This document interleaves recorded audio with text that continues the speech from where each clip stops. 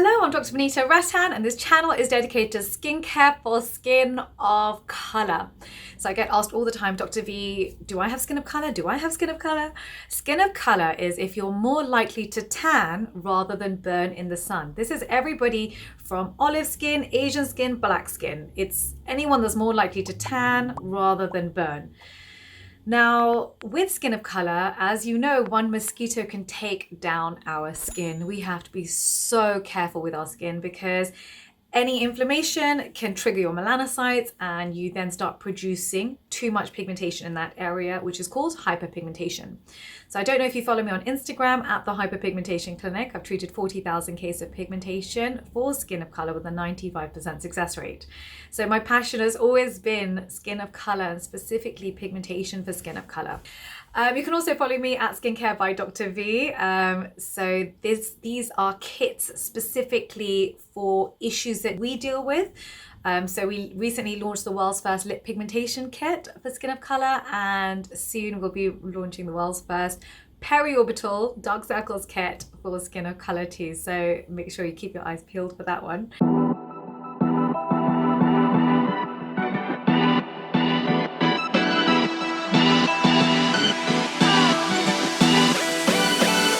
Right, so today's video has been requested, and this is all about glycolic acid. I honestly didn't realize that when I said that glycolic acid was my least favorite AHA, that it would lead to so many angry emails in my inbox from aestheticians and manufacturers.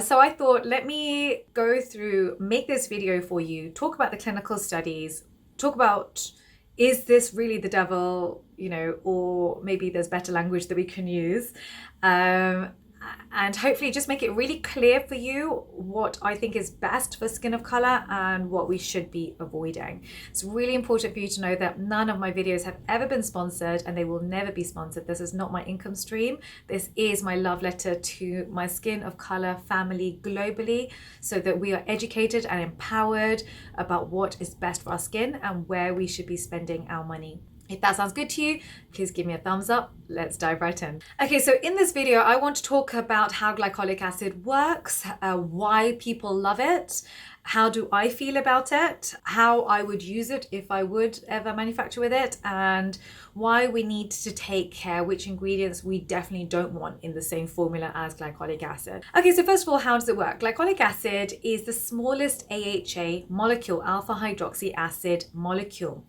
This means that it flies through the skin, penetrates the skin extremely rapidly. In fact, it's the fastest of all of them. Primarily, it's used as an exfoliant, so it can dissolve the bonds between skin cells, and so skin cells will then be removed from the top layer of skin.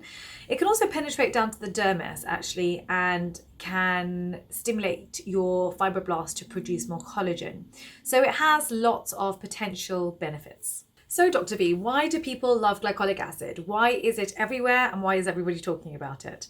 So when it comes to aestheticians, glycolic acid is probably one of the easiest acids to get hold of. It is probably one of the cheapest. I know when I formulate, I use all different acids, and glycolic acid is just the most abundant, and that's why it's the cheapest. And also you get instant results. Okay, so imagine you've just peeled someone's skin, you've just taken off that top layer of skin, any pigmentation that was there has been removed, any fine lines and wrinkles looks improved, and it's a temporary fasting that happens. And in this day and age where people want fast results, this is quite gratifying. And again, the similar thing happens with over-the-counter products. People love to put glycolic acid on because they see this immediate improvement and they think they've done something great for their skin. And so manufacturers love to use it too because then they sell more product. So I know this is very controversial, but this is the truth. This is how skincare works. And this is why people love glycolic acid. So the next question is, well, Dr. V, what did glycolic acid ever do to you? What is your issue with glycolic acid? And I think the number one thing to note is that we all know the side effects of glycolic acid. There are many clinical studies on this. There are many papers on this, and I will link them down below for you. But here are some of the most common ones that we've all seen. It can lead to irritation, inflammation, scarring, discoloration, stinging, burning, crusting, scabbing, dryness, and shedding are also common. So there are lots of things that can happen with glycolic acid because it's such a tiny molecule, and it penetrates the skin so fast that it's almost out of control at higher percentages. So these are all well documented side effects. Nothing I've said is anyone's going to say is not true, because this is well-known information. Nothing here is, I just made it up. These are all well documented side effects, and I will link the papers below for you. But this is common knowledge, it's not new information. Now, it's important to note that these side effects are based on a number of different variables, including the sensitivity of the skin, the percentage of glycolic acid being used, any other ingredients that are being used with the glycolic acid that's irritating the skin, if the skin has been compromised, so the barrier has been compromised by eczema or any other inflammatory condition. I think those are the main things that will lead to more side effects with glycolic acid. Now, as we know, these side effects are essentially inflammation taking place in the skin. Inflammation triggers our melanocytes, the cells that produce the pigment melanin. They produce too much pigment and we're left with hyperpigmentation. So this is what I'm concerned about. Now, when I first started conducting studies on ingredients for the Hyperpigmentation Clinic 15 years ago, there were no studies on percentage active suitable for skin of color. In fact, I conducted the first studies on the percentage actives that can irritate our skin and that are effective for our skin, in order to then create the world's first professional grade pigmentation treatment for skin of color, which I then do at the Hyperpigmentation Clinic. But until that point, there was nothing to tell us, okay, so we shouldn't be using X percentage of retinol, for example, because that's too harsh for our skin and is leading to dryness and pigmentation of our skin. And glycolic acid was one of the ingredients that I did studies on. And glycolic acid, you have to be very careful, because for me, my standard was I wanted 0% burns in skin of color. I wanted 0% PIH in skin of color, whereas that's never been the industry standard. No one has ever said those words before.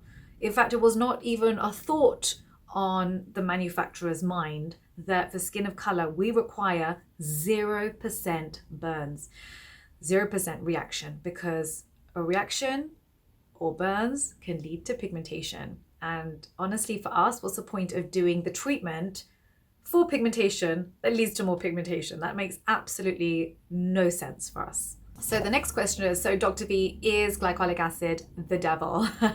And would I ever formulate with glycolic acid? So no, glycolic acid is not the devil. But I would be very careful with it, and don't underestimate the side effects of glycolic acid. I like to use glycolic acid not as an exfoliant, because I feel like there are much better exfoliants for skin of color than glycolic acid. I prefer, for example, mandelic acid. It's a much larger molecule. It's one of the ingredients that I use at the Hyperpigmentation Clinic. It's a great for exfoliation and isn't going to burn the skin. So why would you not use mandelic over glycolic as an exfoliant? However, how I like to use glycolic acid is as a surgical knife. So for example, I'm creating the world's first pigmentation kits for extensors, so that's knees and elbows, and the skin here is very thick. If you need a surgical knife in order to get the actives to the basal layer, and so I would use glycolic acid up to about 4 or 5% in that particular formulation in order to get these ingredients to the basal layer, but not enough to cause exfoliation. So I think that's quite important. So just to give you some context, the face, the epidermis is about 50 to 100 cells thick. That's 0.1 millimeter, whereas your elbows is 3 times thicker. And so I would use up to 5% max glycolic acid in this area as a surgical knife in order to get those ingredients to the basal layer without causing irritation, because it's 3 times thicker. You're looking up to, 50 to 100 cells times by 3 for your elbows. And this is very different to the face. And this is why we require different kits for our dark circles, for our lips, for our cheeks, for our elbows, for our bikini area. The skin is different in different areas. And so we require different percentage actives for different areas. And this is why I'm creating the world's first pigmentation kits, home care kits for skin of color, because I understand the nuances of ingredients. I feel like this whole debate on glycolic acid really boils down to one question. What percentage of PIH, post-inflammatory hyperpigmentation, are you willing for skin of color? And for me, the answer is always going to be 0%. And I know right now the industry is very angry with me, and people who use glycolic acid or high percentage glycolic acids will be angry with me. And I'm sure a lot of people down below are going to be writing comments who are going to be mad at me. And it's really hard for me because I am definitely not good at conflict, and I'm definitely not good at upsetting people, but I just want to raise our standards. I feel like those standards were never set for us. And even though the industry is very angry with me right now, and anyone that uses glycolic acid is angry with me right now, I feel like in the next 12 months, we are going to see a shift. I predict we're going to see a lot less glycolic acid being used in clinics on skin of color. I predict we're going to be seeing a lot more lactic acid and mandelic acid being used just through pure education. When I teach you, you will teach 10 more people, and this is how we empower our community. This is how we get the best for all of us. And that's why I'm doing this. There is just no other reason for me, to put myself in this very uncomfortable situation. But I do feel like together we can raise all our standards, and that would just be the dream for me. That's why I created this channel.